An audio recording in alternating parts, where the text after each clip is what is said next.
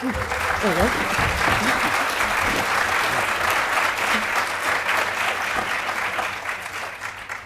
Hello everyone, thanks for joining us for today's session on lensing the Banshees of Inisherin.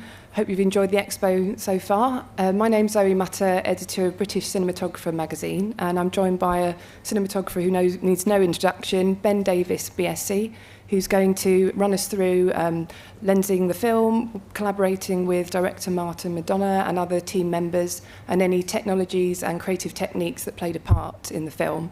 So I'm sure a lot of you have already seen the film that's been gathering award nominations and wins left, right and centre. But for anyone that hasn't, we're just going to play a short clip to give a flavour of the movie.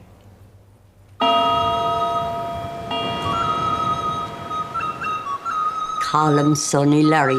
Didn't you and he used to be the best of friends? We're still the best of friends. No, you're not. Who says we're not? Sit somewhere else. Now, if I've done something to you, just tell me what I've done to you. But you didn't do anything to me. I just don't like you no more. You didn't like me yesterday. Why does he not want to be friends with you no more? What is he, 12? What the hell's going on with you, me feckin' brother? He's dull, Siobhan. But he's always been done. The other night, 2 hours you spent talking to me about the things you found in your little donkey shite that day. Well, it wasn't me little donkey's shite, it was me pony's shite, which shows how much you were listening. If you don't stop talking to me, Colin! and if you don't stop bothering me, I have a set of shears at home, and each time you bother me from this day on, I'll take those shears and I'll take one of my fingers off with them, and I'll give that finger to you until I have no fingers left. Does this make things clearer to you? Not really, no. Starting from now. But shush like, Polly. You know, shush like. Yeah, I'd shush like. Would you not want him to have to do the one finger to see if he was bluffing, like? No, we wouldn't. Because worst comes to worst, he can still play the fiddle with 4 fingers, I bet ya. Go on back to your own gang now, Polly. And talking to me, are you? Why aren't you talking to Porrick no more? That wouldn't be a sin now, would it, Father? No, but it's not very nice either, is it? Do you know who we remember for how nice they was in the 17th century? Who? Absolutely no one. Yeah, we all remember the music at the time. Everyone to a man knows Mozart's name. I don't, so there goes that theory.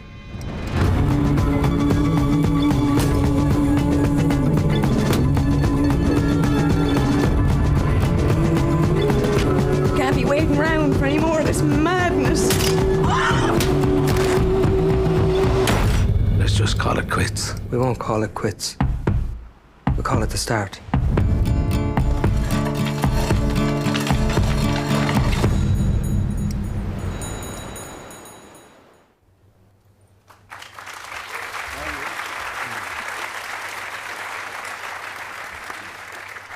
So congratulations on an incredible film, Ben, and thanks for joining us. And without giving away too much for those who haven't seen it, the film's set in the fictional island of Inisherin, and as you can see from the clip, follows lifelong friends Colm and Porrick, and follows what happens when Colm decides to abruptly end their friendship.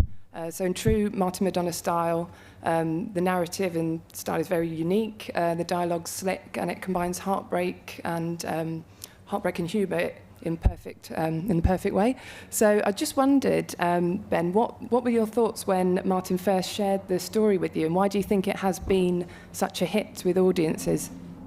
Yeah, I don't think we expected it to be the success it's become. I mean, it was we felt we're going to make this small little movie and see how it goes. When he sent it to me, I guess my first thoughts were, is Martin all right? Ring to see if he was okay, because it's there's a lot of sadness in it and a lot of despair, and but Martin writes from a space inside. When you meet Martin, you kind of always wonder where the material comes from, because he's quite a straightforward man and kind of like very open, but he has this sort of well of material that he seems to be able to mine and gather out, and he has a very distinct way of writing. I mean, I really enjoyed the script when I read it. What I love about the film is it's such a simple premise, but it says so much about the human condition in a way. And yeah, that was it really. Martin and I, we have I speak to Martin regularly, but then he'll just send me a script out of the blue and say, let's make this. And that the process began there. By the way, thank you for coming. I can't believe how many people are in this room. My wife said to me before I sat out this morning, well, who's going to want to go and hear you talk about it? Yeah. I was expecting a small room with a couple of people. No, I think you've... Oh. Oh, so turn it like this. Okay, good. Yes. No, people have turned up, luckily. Yeah, so you've also mentioned that people take different things from the film. Is that something that you think is important? Yeah, I think good artistic work should have some ambiguity to it, and people should, some people take the humour, some people don't see the humour at all. Referring to my wife, when she saw the film, she said, well, it wasn't funny at all, it was just really sad. But, other people take the humour away. I think it's interesting, dynamic in films when you can find a balance between the two. And there are other successful films that do that, You can almost sell a big idea and a tragic idea it's easier to sell it if you put humour in, because I think then the audience are more open to that. Yeah, because you collaborated with Martin on 7 Psychopaths and 3 Billboards Outside Ebbing, Missouri. So I just wondered what your prep process is normally like and how it differed on this occasion, because you had more time in prep due to the pandemic this time around. Yeah, this one was very different because of COVID, the tragedy that's COVID.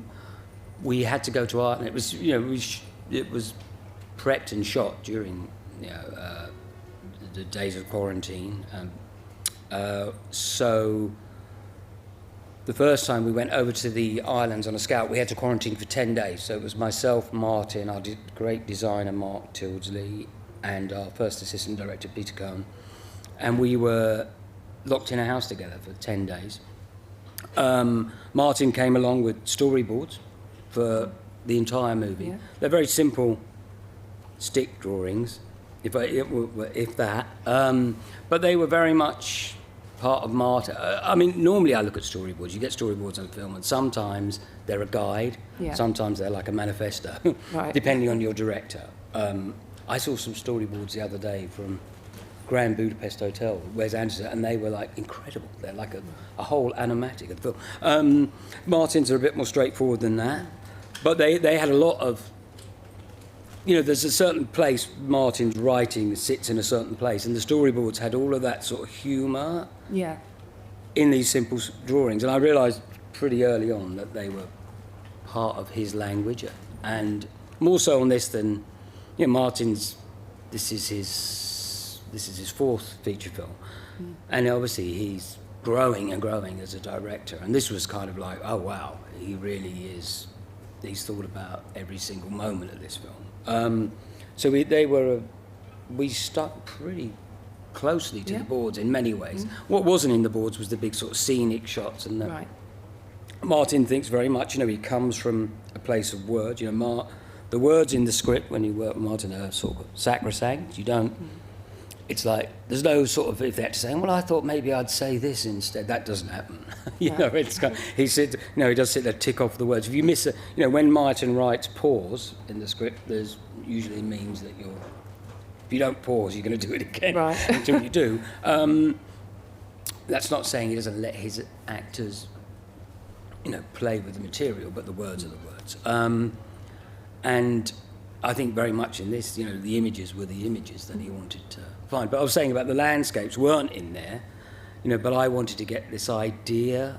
I thought it was very important you had this idea of isolation within this expanse, and that it's kind of, again, it's like the two things kind of counterbalance each other. You have all this space, yet it's incredibly claustrophobic in a way, the world you're living in. It's a small community who everyone knows what everyone's doing, so you have this sense of space but claustrophobia, and I thought that was a very important visual thing to give. So I'm always pushing Martin to put in wide shots, and try. I would go out and shoot these there aren't, I have to confess, there aren't as many of them in the movie as I would have liked, but the success of the movie probably means that's why I'm not the editor, because I would have put a lot more of them in. And we shot a load more, I was out every day shooting. In the prep period and in shooting, I would go out, and any time I had, I would be out trying to capture this place, because the interesting thing about it, the film is shot on 2 islands to create one fictional island. So it was shot on an island called Inisherin and Akil Island, to try and create this idea of this one space. But when you go to Inisherin in particular, they're interesting, these islands, because we arrived there, you get a ferry over, and we arrived there, it was a very grey kind of, there was sort of drizzling rain and low cloud cover, and I looked at the island, I thought, oh, this could be tricky. But then as we walked around it, and as I photographed it, every day I'd go out and photograph it, film it, go to the locations, trying to understand how to deliver this island. And I realised that even, because you get this vast expanse of sky and then these green fields with this lattice work, even on the worst days, it was visually, it had something to offer. And every day, within hours of every day, it gave you something more. Yeah. So. And aside from Martin's storyboards, what other references were you working with? What other... Oh, in prep, so our 10-day, I'll go back to others, so I got a bit ahead of myself there, but going back to the 10 days of prep,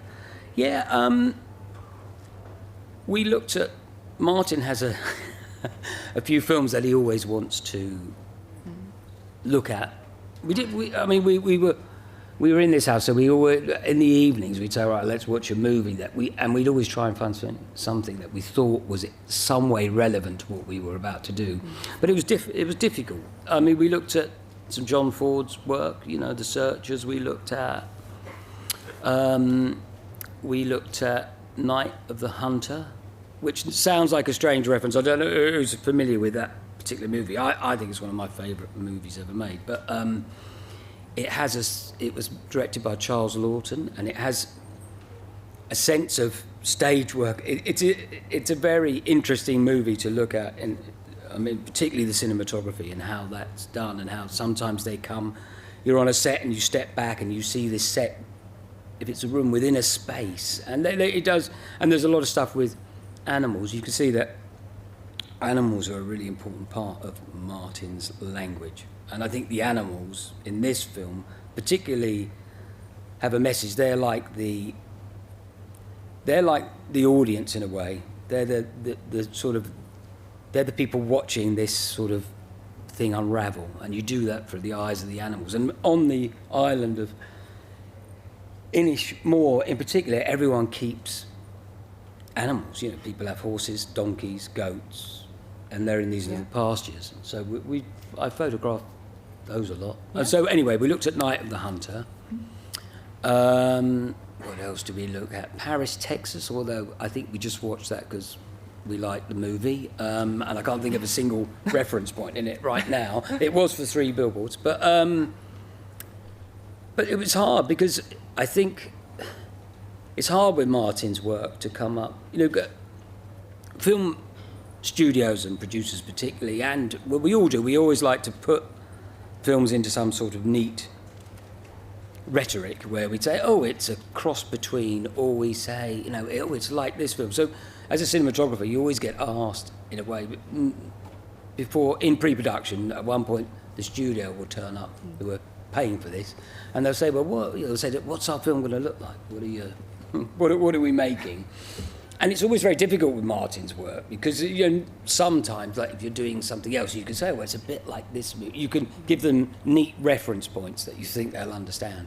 It's very difficult with Martin's work because it's very unique, which is what's great about it. Yeah. And then how did you go from that to work with Mark Tildesley, the production designer, to create that world on the 2 islands for the 2 characters' houses and the pub location? Well, Mark's he really is a terrific designer. Well, when we read Martin's storyboards, it became there was a lot of stuff in and out threshold works. There's a lot of stuff, if you've seen the films, a lot of stuff where you're observing through windows, where animals are outside the windows as the observer again, looking in, seeing the despair. And then there's a lot of stuff where you're seeing things happen in the foreground, then distant through a window or doorway, we're seeing other stuff going on, and they were very much linked. And that's very difficult if you have the normal approach is, particularly a film like this, which has got night work and is weather dependent, is that you'd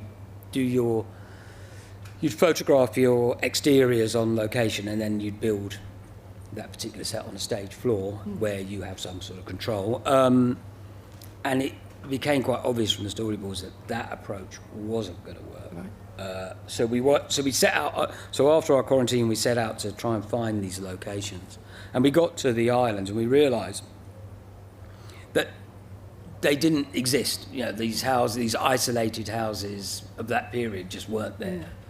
And also, they weren't So we kind of picked the locations we liked, and we decided we were going to build, basically. So we built the pub that you can see up there. That was a full build. There's no visual effects there in that shot. So we built the pub as an interior-exterior set.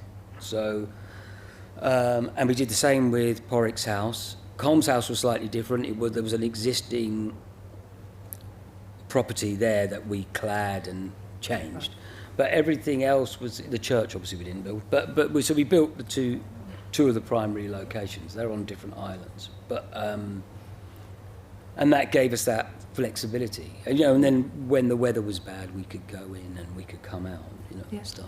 And outside of those locations, I know Martin wanted to capture the beauty of Ireland more than like grey skies and rain. So I was just wondering how you went about capturing those different, but the nature and the beauty of the place, and also the different weather conditions. Yeah, his brief that he felt there was. I mean, I think it's like there's tragedy and sadness in the film, and if you'd have set that within a very sort of drab kind of world, I think it would have become. The film would have been a different thing for him. And again, it's trying to find that balance. So we wanted to. Also, I think Martin spent a lot of his childhood in these, particularly on the Aran Islands, and he kind of wanted, he had a certain, perhaps, sort of, rosy memory of that, and he kind of wanted to show the world that side of the islands. Yeah.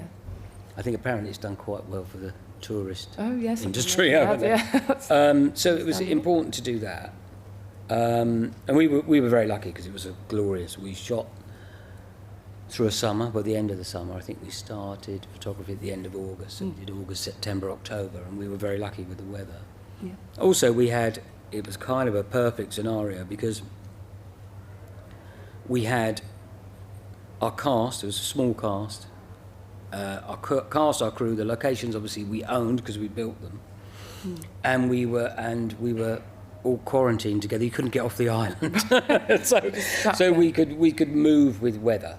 Yeah, and we did. I mean, you always start films. I mean, I can't count how many times I've started a production where you said, "Wouldn't it be great if we kept this crew really small and we could move and we had some flexibility and we could respond to things?" And you always sort of discuss making a film, and the bigger they get, the harder that becomes. You always have this dream that you can make a film like that, and it never really happens. But this film actually kind of did. And just moving on to your choice of camera as well. How did you make that decision, and what was the testing process there? Well, I didn't testing cameras. I mean, I took a film camera. There was a desire from myself and Martin to shoot on film. I wanted to shoot on film. So when we were out on one of the early recce's, I took a 435 out, and we shot some 50 daylight and 250 daylight stocks. And then took them back, and then shot some stuff on an Alexa. I mean, I use the Alexa because it's the camera I know, and it's the camera I like. I like what it does. I like the way it works. An LF it was, and then we kind of compared the two, and it was an interesting comparison because right away, film comes out of the back, kind of like you process the film, you stick it in, you bring it up in the, we looked at it big in a DI suite, and he went, oh, that looks great. Yeah. With the digital, it's a little difficult. It comes up and you go, well, it's not as good as the film, and then you have to massage it into that space, and you can kind of get it close. I don't think it ever gets the same if it's that's what you want, but you can get it really close, and then later on, I'll talk about that bit. We did a film process, but Martin likes to keep that. It became quite evident. We were in an island. We couldn't get. It was really difficult getting negative off the island and then getting it back, and how we were going to view it.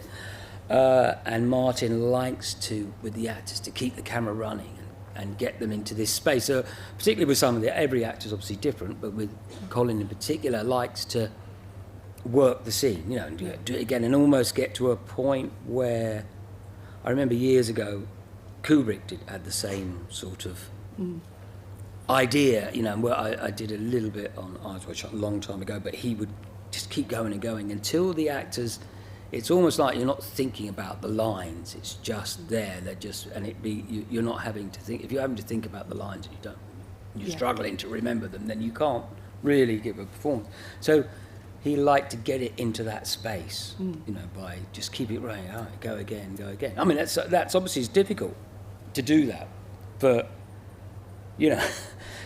technically, because there's atmos in the room and that disappears. People start to sweat. So for every other deal, the actors start to sweat. The boom swinger's got a hold. I remember once having this discussion after we did like a 12-minute run or something a bit over that. I said to Martin, we have to take a little break. I said, well, try holding your hands above your head for 12 minutes like that. Now imagine you've got a boom pop. It's with a weight. So so film kind of it couldn't be filmed. So we shot with the LF, which is, for me, is my camera of choice. Well, if you could run through that process, because you wanted a certain texture where you were shooting, then scanning back to film negative, you could run through why that was so important to create the look. Well, that was the thing at the end, we did at the end. I'm not claiming this idea in any way. I think people have been doing it for a while now, and Greg Fraser kind of really finessed it. But I spoke to Greg a little bit about it before we did it. But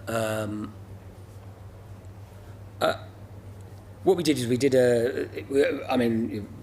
many people are probably familiar with this if you're not, but we graded on.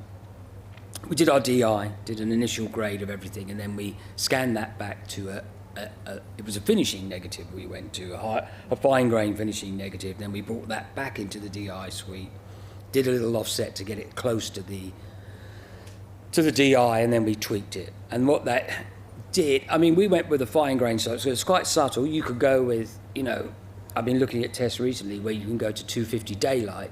You can go to a negative, a capture stock, a negative stock, and that's got a far stronger look. We didn't want to go too strong. I had to sell it to the producers. I had to say, listen, we want to do this process because it's not cheap. Relatively.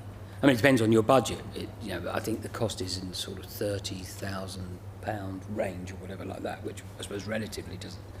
If you're dealing with, I guess if you've got $100 million film, that's not a great deal of money, is it? But if you're making a film for $2 million, that's a chunk of cash.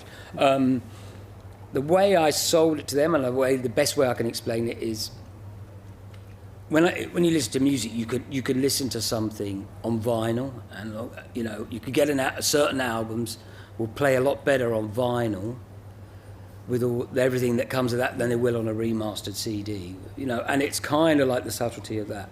It does a certain thing around halation of highlights. I wasn't really looking for grain as such, but I was looking for the way it treated highlights. And it's also like, if you've got an edge of the face and it's got a hard backlight here, so you've got a hard line, it does something to that edge, to that sharp edge, that just is kind of slightly more poetic.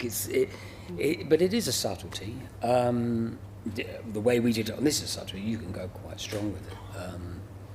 But it was interesting. And then, so when you're then in the DI, you can either choose to use that negative, or sometimes when we got to the big wide vistas with a small character, that little character became because of the grain and because of what it did, it just became too soft. So you could use the digital leg for that, or you could use part of the digital leg, not all of it, and combine the two, or so they were. It was a really interesting exercise. It's something I'll try and do on everything that I shoot digitally from now on. I will try and have that process involved.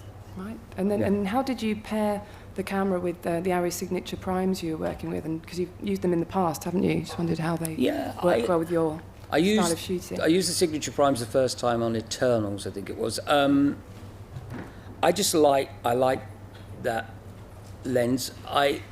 There was talk of anamorphic, there was talk of spherical.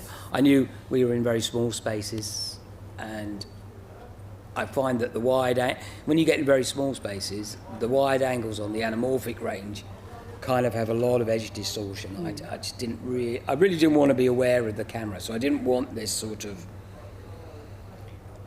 fall off around the edges of the frame that you can get with that format. And I didn't want focus to fall away that much. So, what I like about the signatures is they're very correct across the frame. They're not too contrasty, and you can. And one of the things I like most about them is I can point them directly into the sun or to a hot flame source, and they don't fall apart. Some lenses can just do that, and they didn't do that, so they're technically very good. Yeah. That was the reason for that choice. In terms of lighting, it'd be great to hear about how you work with fixtures alongside practicals, such as you working with oil and candles quite a lot, and also natural lights. I know you mentioned before you were quite excited when Martin said he wanted to shoot quite a lot at dawn and dusk, so what's your approach there for the lighting? Yeah, I guess the natural light thing first. I mean, when we shot 3 billboards, I was constantly trying to persuade Martin to try and set scenes at the end or the beginning of the day. Now, it's very hard to do that with some directors, with a lot of directors, because you say, I've got a 3-page dialogue to shoot, or something like that, and I want to shoot it at dusk. Yeah. No, and obviously their primary concern is, well, I need to get the performances here, and I need the coverage. How are we going to do that in that time frame? So it's always a difficult balancing act to try and how to make that work. What we were able to do to reassure him on this film, and a bit we did it on 3 Bills, is to say, all right, well, we'll schedule it so that we'll get a bite at it one dusk, and if that doesn't work, we'll do it again the next day. If we don't get it, we'll go back and have another go. So you can do that. I also, when we shot Eternals, Chloe Zhao was the sort of master. I learned a lot. You never stop learning in this job. And working with Chloe, I mean, she was one of the bravest directors I've worked with, because we'd have like 10 characters to shoot on a beach with the whole end of the film, and she'd say, yeah, I want to do it at twice, and we'd do it, and it would be crazy to try and get it done, that we were rushing around, but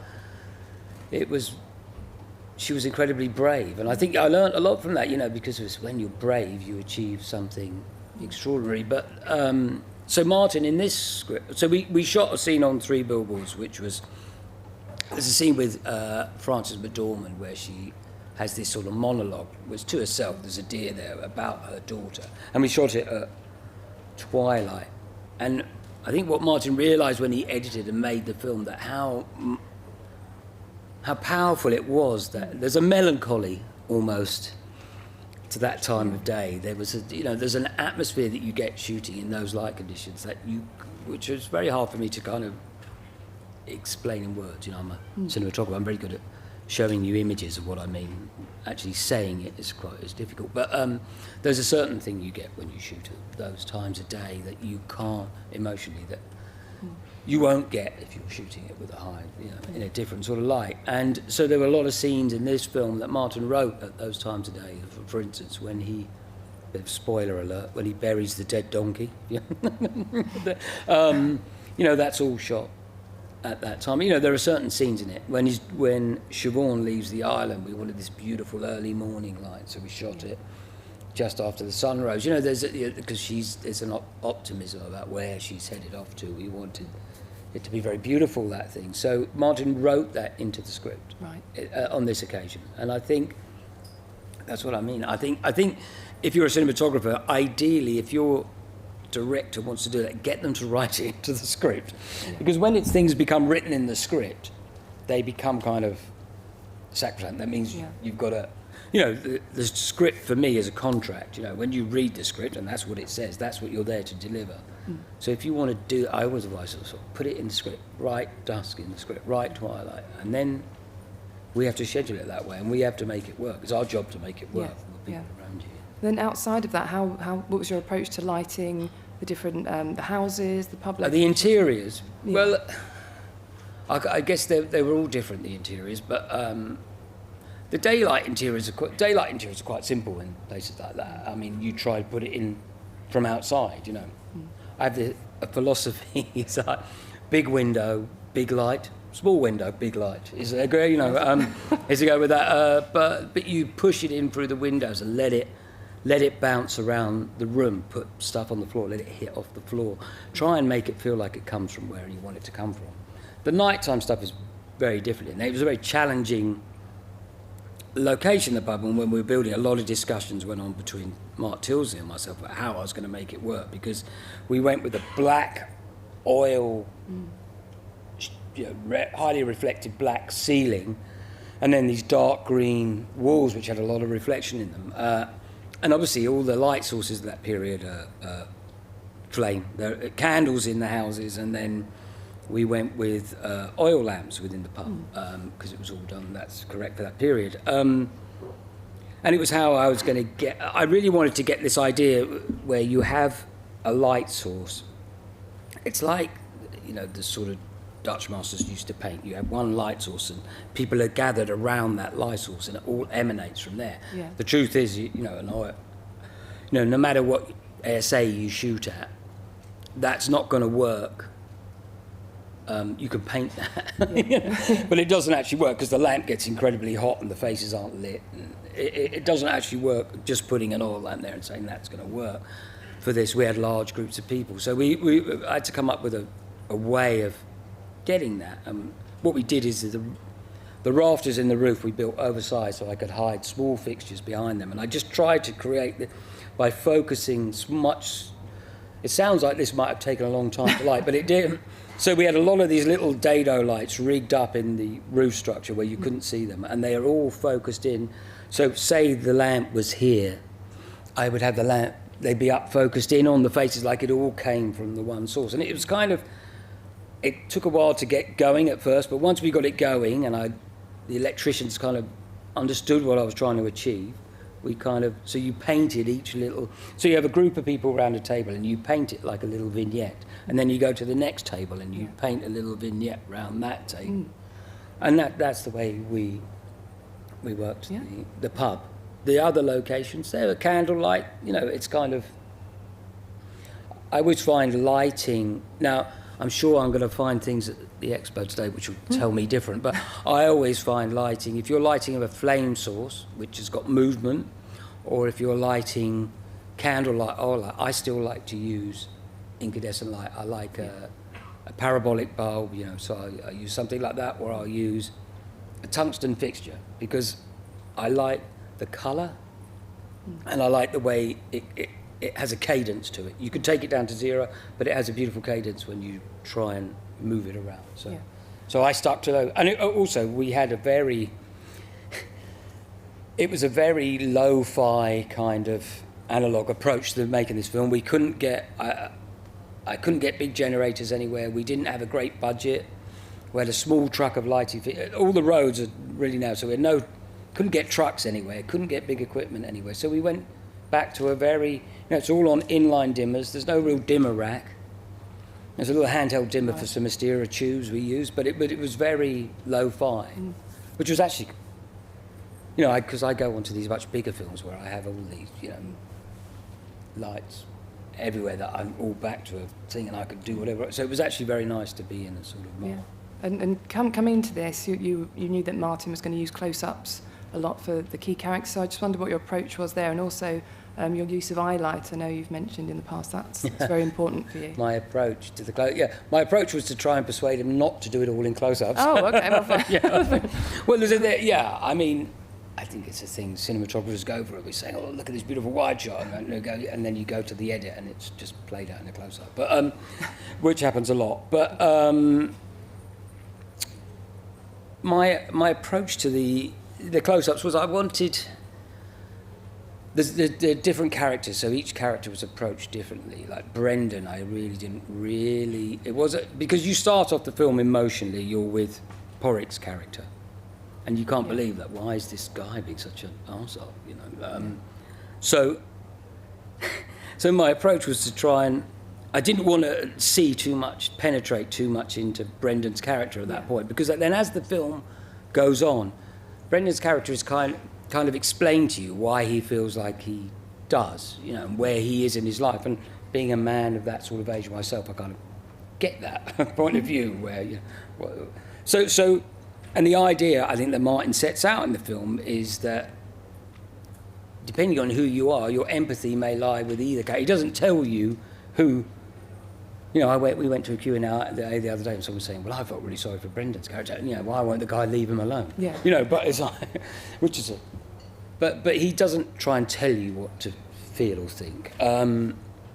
So the idea, so as the time went on, we tried to then penetrate into Brendan's character. You kind of do it in the confessional scenes where I wanted to get into his eyes more. So the camera gets closer and closer to Brendan's character as we go on, wider and closer. So we try and put the audience more and more into his perspective.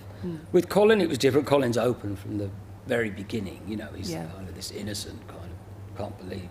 But then obviously Colin's character turns quite dark towards the end. He has the anyway, I mean, they say that in every film the lead character needs to go through some sort of journey and get somewhere, and Colin's the character that does that in this film. But our approach to Colin wasn't particularly different. But what I did, I mean, in terms of photographing the close-ups, what I didn't want to do, which I've done before, and it just wasn't appropriate with this film, was to have this thing where, which is very beautiful, where you're in the close-ups and this is in focus and it falls away to nothing back here, and it's a powerful way. But I kind of wanted to keep more. I didn't want people to be aware of the cinematography. No. You know that because you're doing that, and it can take you out of it, and you're thinking, oh wow, that's what's happening there. And I didn't want that to ever happen in this film. So I wanted to keep some depth to the close-up so that it didn't fall away. And also, I wanted to.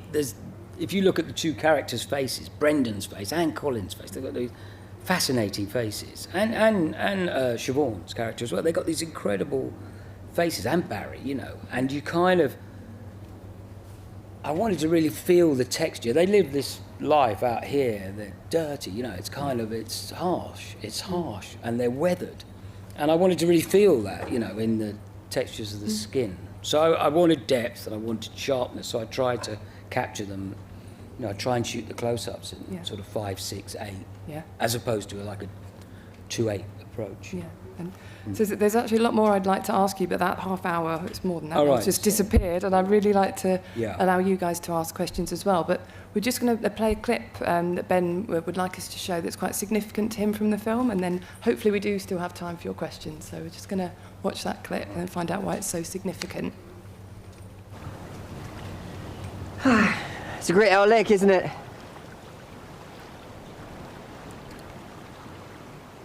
I'm glad I caught you, actually. Because there was something I was wanting to ask you, actually. And discovering how much we have in common, well, it just makes me want to ask you even more. We don't have anything in common. Don't skip ahead. Yeah, what I was wanting to ask you was something along the lines of, should have planned this, really. But yeah, what I was wanting to ask you was,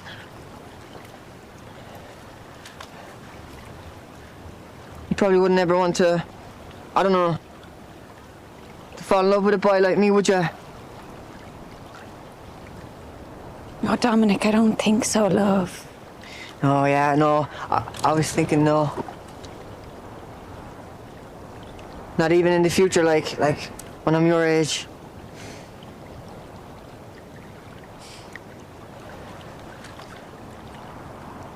Yeah, no, I didn't think so.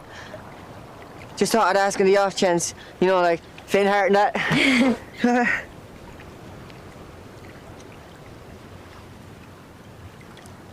Oh, there goes that dream.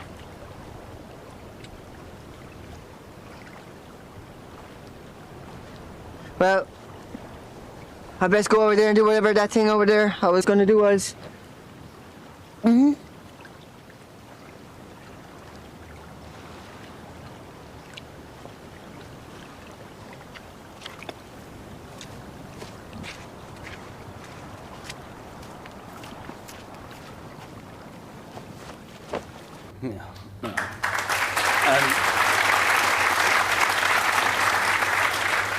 So, yeah, I wanted to bring that scene because there's nothing particularly significant about the cinematography of that scene. But what I wanted to say was, for me, that was shot on the last day of our photography, which is always, last days are always quite difficult because emotionally they're quite hard because something's coming to an end, and you feel both elated but kind of glad. But for me, we had 2 cameras on that. Des Whelan was looking at Siobhan, and I had a camera pointed at Barry, and I was shooting that close-up of his.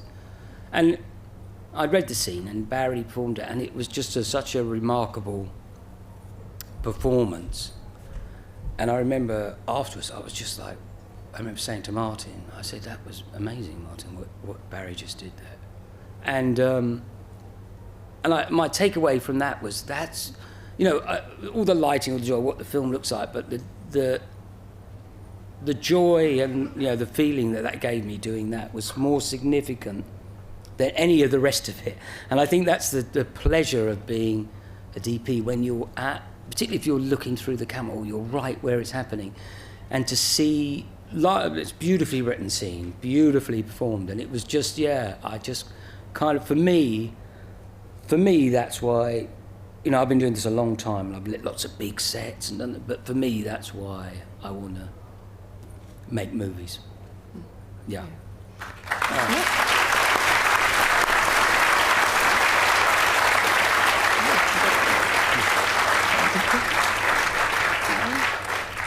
So do we have any time for audience questions? Is that possible? I don't know who to ask. I said yeah. Yeah? Could we... Does anyone have any audience questions? Oh, no, we don't. Sorry. Oh, dear.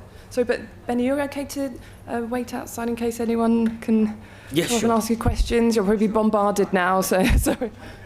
Oh, yeah. Can we just... No. Ben, that last scene was a great scene, very simple in its centralization, but it also shows very nicely the digital to the film, digital process that you done earlier.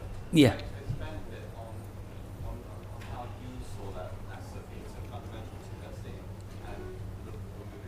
Yeah, I mean, in terms of look at what it does for me, that process is it's this beautiful balance between there's always something I'm looking for in digital. I'm always looking at it thinking, oh, I love it, and I love shooting digital. Let's not get me wrong. I think it's a joy to know. The threshold when you're shooting on film, the best results. I'm trying to keep this brief. Are achieved when you're treading at the very threshold of what film can do.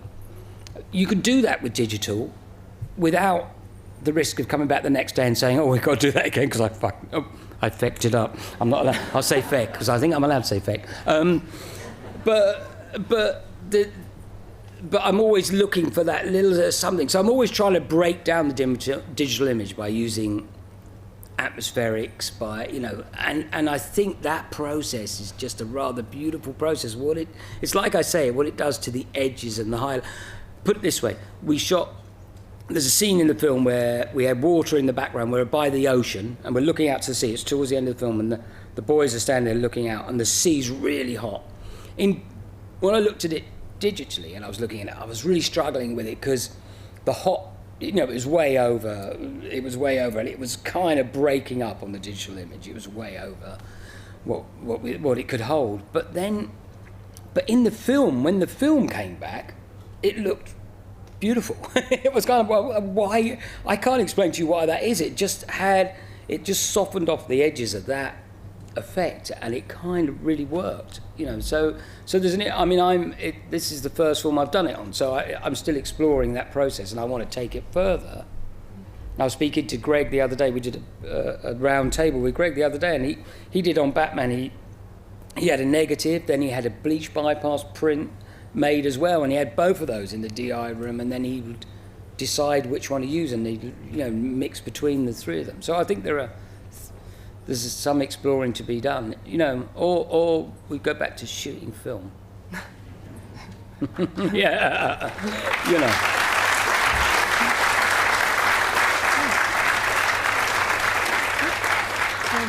Yeah, so thanks so much, Ben, and congratulations again on a fantastic film. And you're now going to be inundated with questions outside.